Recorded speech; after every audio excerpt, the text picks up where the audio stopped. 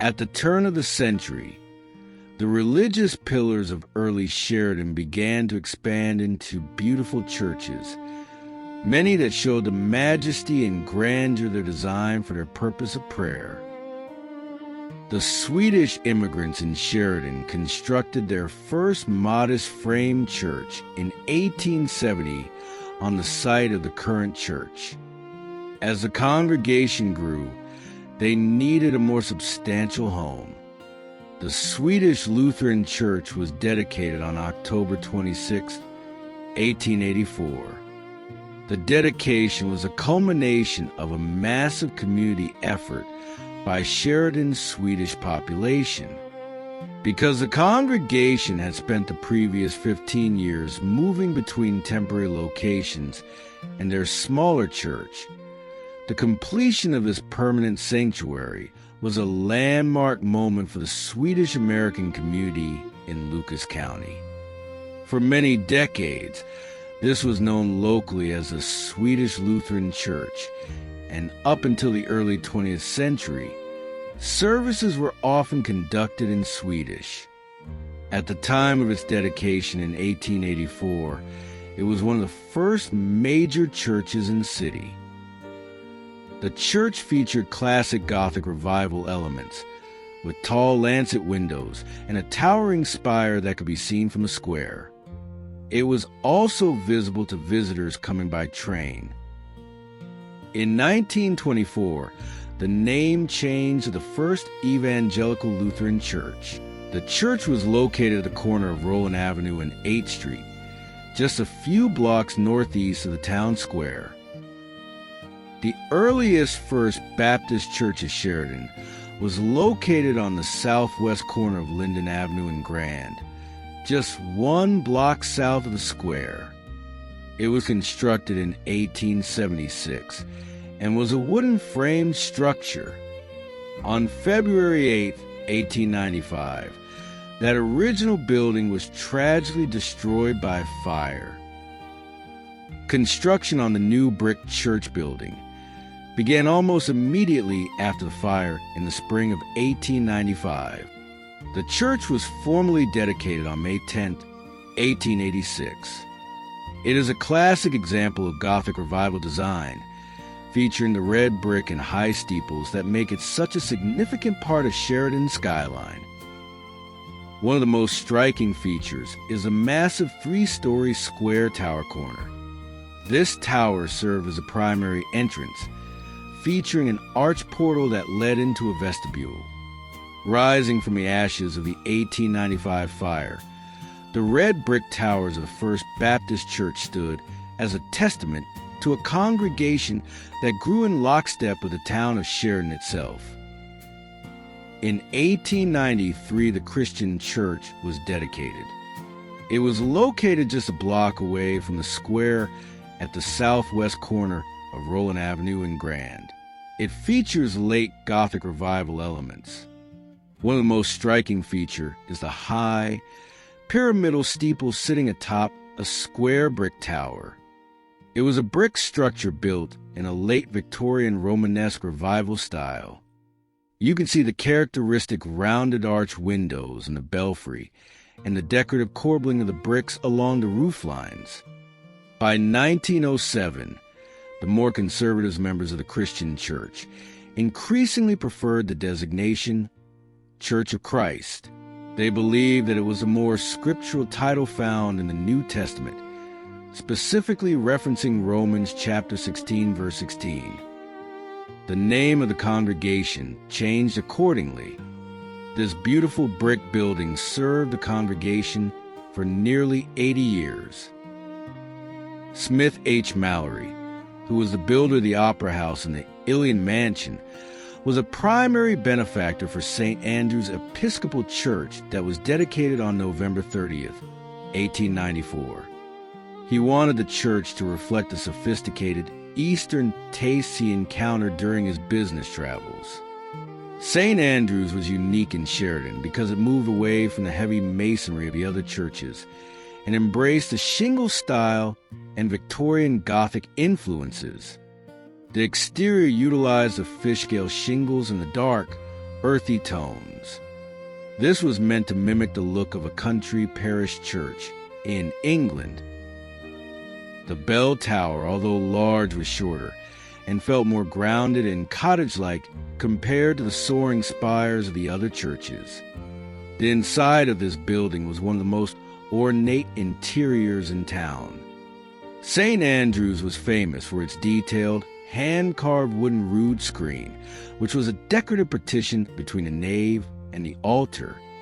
The stained glass was of exceptionally high quality, with many pieces attributed to the studios of that era's masters. The ceiling featured exposed darkwood beams, creating an upside-down ship effect that is traditional in Episcopal architecture. The church was located just one block off of the southeast corner of the square on what is now Court Avenue. The First Methodist Church was dedicated in December 1900.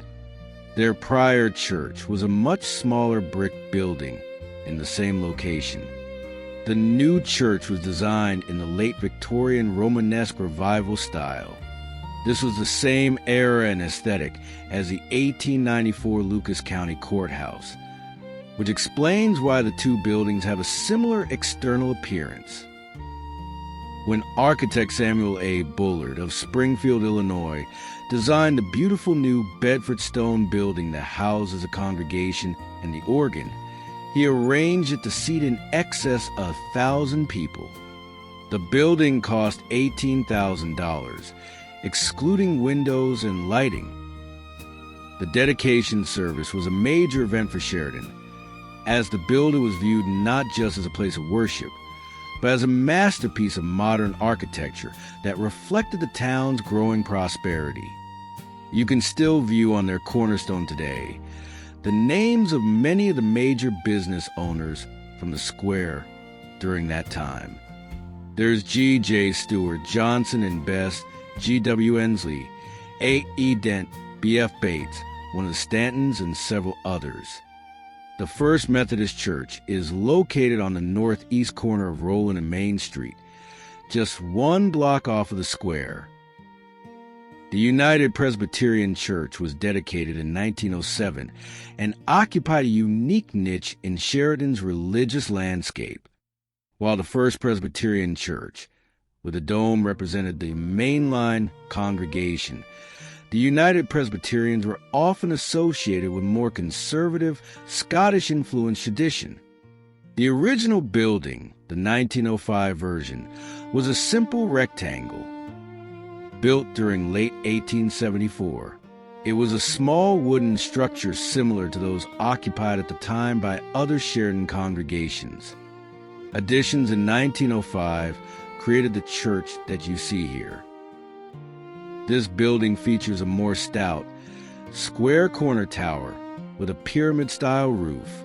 This reflects a more solid and modest aesthetic often preferred by the United Presbyterian denomination.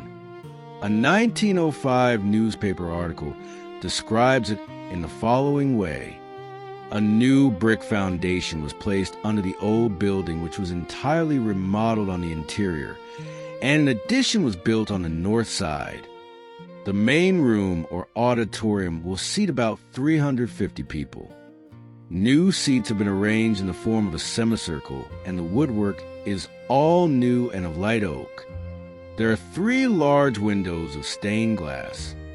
This church was located at the intersection of North Grand Street and Auburn Avenue. Organized in 1856, Chariton's First Presbyterian Church stood as an early cornerstone of faith for the growing pioneer town.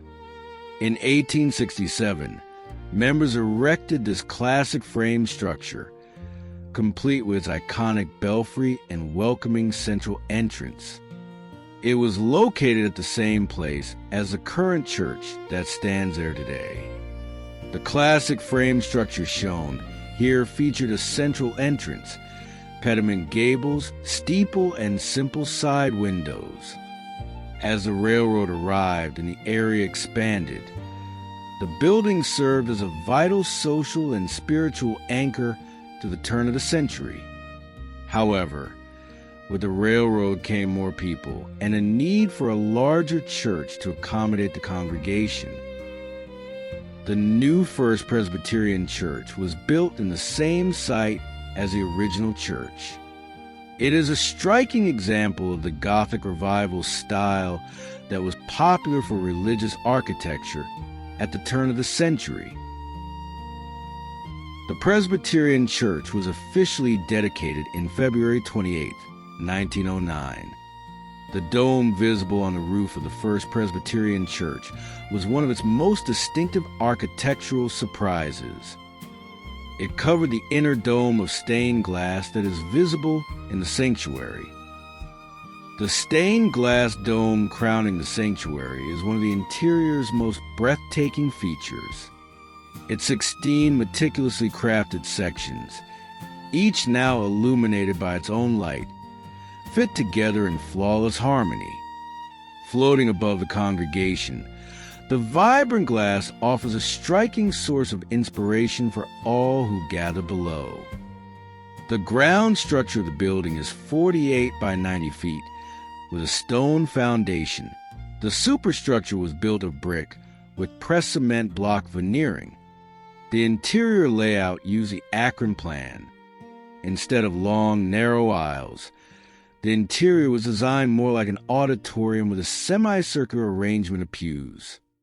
This ensured that every member of the congregation was close to the pulpit, emphasizing the preaching aspect of the service. The First Presbyterian Church is located at the intersection of Braden and 8th Street on the northeast corner. It is just 2 blocks east of the Chariton Square.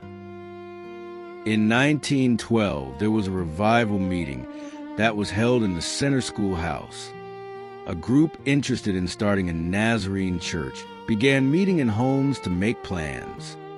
Shortly after plans for a building was started, but while it was being built, they met in a room of the Lucas County Courthouse. The first service in their new church building at the corner of 12th and Braden was June 1st, 1913. The church featured a prominent gabled roof and a pillared entryway, and was used until the 1950s when they were running out of space and expanded and enhanced the church. The Nazarene Church was located at the corner of 12th Street and Braden Avenue. In the early years of Chariton, Catholics in the area, who were mostly Irish and German laborers working on the Burlington and Missouri River Railroad, would meet for Mass in private homes or rented spaces when a circuit priest was available. In 1869, the Catholic parish of St. Mary's was formally built. It was a small frame building 30 foot long and 12 foot wide, and had no heating system of any kind. One day they had a very large funeral, and after it was over, the men decided the floor of the building was not good enough to hold such large crowds with so much weight on the floor. They decided to move the church to the east part of town on the corner of 7th and Orchard, and to enlarge and fix it to meet their needs. They blocked it up, put on railroad ties for skids, and hired moved with horses for $100. By 1881, the membership of St. Mary's Parish had grown to an estimated 300 to 400 people. In 1914, Herman Steinbaugh and his wife Anna purchased 2 lots at the intersection of North Main and Auburn. They decided to give these 2 lots to the parish for the site of a new church if the congregation could raise $10,000 for the building of the church. With the good help of the parish members and generous donations, the church was built with a cornerstone laid in 1915. The architecture of Sacred Heart is a high Gothic Revival style. Notice the massive central bell tower and the exceptionally tall, narrow spire. Sacred Heart utilized a centered, symmetrical entrance, which is a traditional Catholic layout designed to draw the eye directly upward. The interior of Sacred Heart Catholic Church is often described and as one of the most beautiful sacred spaces in southern Iowa. While the exterior is defined by its tall steeple, The inside focuses on light craftsmanship and traditional liturgical art. A highlight is the altar with all of their details, the marbling painted meticulously on the wood columns, the statues, and in particular the stained glass windows. Many of the stained glass windows came from the original St. Mary's Church. Sacred Heart is located at 407 North Main Street, just 2 blocks off of the northwest corner of the Sheridan Square. While this video highlights some of Sheridan's most prominent early churches, it only scratches the surface of our community's deeply rooted spiritual history. A complete record of every early congregation is beyond the scope of a single video, but each played a vital role in shaping the town we know today. These churches did more than define the Sheridan skyline. They anchored the moral, religious, and social lives of the families who built the community.